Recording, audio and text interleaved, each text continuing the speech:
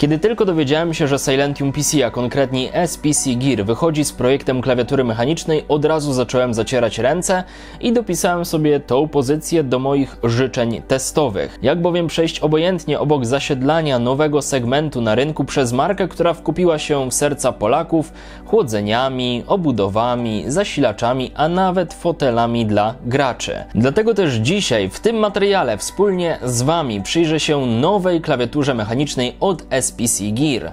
Przed Wami GK530. Zapraszam.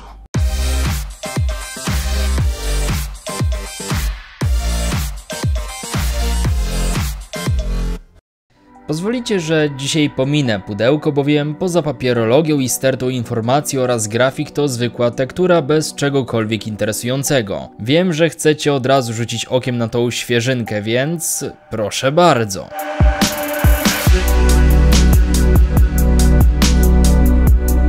SPC GK530 to przede wszystkim prostota. Niewielka bryła o wymiarach 361,5 na 133,5 na 22,5 mm oraz wadze 900 g została pozbawiona sekcji numerycznej. Stąd dopisek Tournament w nazwie. Jej wymiary oraz waga wydają się być całkiem optymalne, aby zmieścić ją obok myszki i słuchawek, np. w plecaku, kiedy wybieracie się na LAN-a.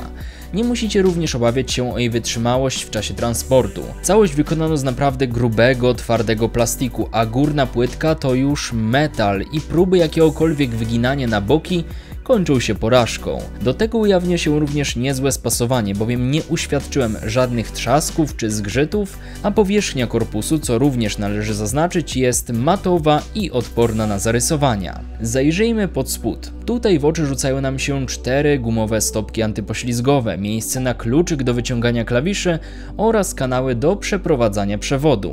Nie zabrakło również nóżek z 1 stopniem regulacji, które także ogumowano. Niestety, z racji, że są to 2 płaskie kawałki plastiku, to klawiatura delikatnie ugina się przy mocniejszym naciśnięciu. Radzę więc pohamować złość przy przegranej, bo o ile klawiatura wytrzyma Waszą agresję, to stopki mogą trzasnąć szybciej niż Wam się wydaje. W opozycji do stopek z kolei pozostaje kabel. Nie dość, że w oplocie, co za tanią klawiaturę już jest wyczynem, to jeszcze z zaślepką. Ok, powiedzieliśmy już o budowie klawiatury, więc możemy przejść do tego, co ważne. Na początek keycapsy. Te są matowe, całkiem niezłe, chociaż od spodu mają dość ostre krawędzie. Pod spodem natomiast ukrywają się przełączniki i co do nich prawdopodobnie wszyscy jesteśmy zgodni. Unikamy no-name'ów, a w tanich klawiaturach to przecież standard. Tutaj natomiast nie, bowiem postawiono na Keil, w moim przypadku Brown o wytrzymałości 50 milionów kliknięć.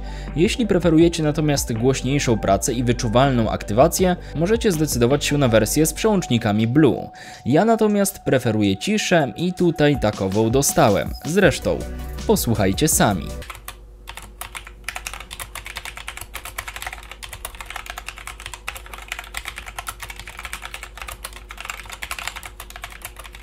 Klawiatura nie dość, że pracuje cicho, to jeszcze całkiem równo, chociaż też miałem okazję pobawić się odrobinkę w boba budowniczego i wyciągnąć większe cegiełki kluczykiem, aby włożyć je ponownie. Po prostu miałem wrażenie, że niektóre większe przyciski, takie jak Shift czy Enter, po wyjęciu z pudełka gdzieś tam delikatnie się zacierały. Przełożenie ich na nowo całe szczęście załatwiło sprawę i pisało mi się już znakomicie. No dobra, prawie znakomicie. Klawiatura jest dość wysoka i byłoby dobrze otrzymać w zestawie podpórkę pod nadgarstki. Wiadomo jednak, każdy inaczej siedzi przy swoim stanowisku, więc być może dla części z Was problem w ogóle nie będzie istniał.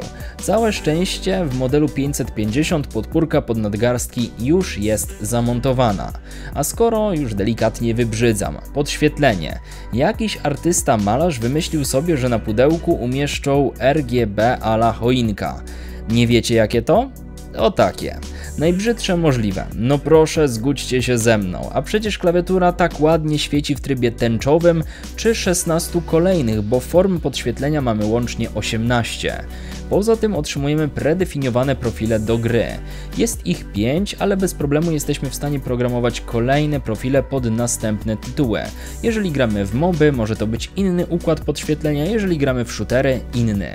Ba, dostępne są również programowalne makra, jeżeli tylko mocniej poszukacie w instrukcji obsługi i skrótach klawiszowych. Producent nie udostępnił aplikacji do obsługi klawiatury, podświetlenia, makr, dlatego też musicie chwytać za książeczkę i kombinować do skutku, co również początkowo sprawiało mi trudności, no ale po krótkim czasie obcowania z urządzeniem całość staje się w zasadzie intuicyjna. Grunt, że makra są, programowanie profili również, no i różne warianty podświetlenia.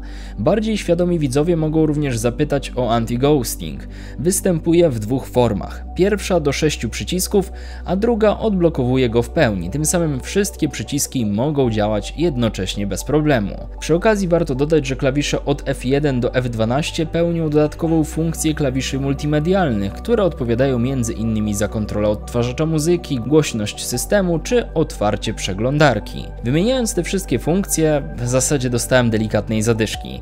Wiecie bowiem, co jest najlepsze? Dostaliśmy produkt znanej nam marki z naprawdę pokaźną stertą funkcji. Fakt, nie ma podpórki pod nadgarstki, nie ma aplikacji do sterowania, a klawisz po wyjęciu z pudełka tu czy tam się zaciął i wymagał ponownego montażu, ale na szczęście nie jest to bardzo kłopotliwe. No i przy okazji trzeba nauczyć się sterty kombinacji. Jeśli jednak Wam to nie przeszkadza, to płacicie w momencie nagrania tego materiału 199 zł i macie metalową, solidną podstawę klawiatury, obudowaną przez równie solidne tworzywo sztuczne z przełącznikami, które dzięki swojej jakości podbiły serca wielu graczy i można spotkać je w dużo droższych urządzeniach. Dla mnie to wystarczające powody, aby SPC Gear GK530 uznać za dobry wybór na pierwszego mechanika, na którym z pewnością się nie zawiedziecie.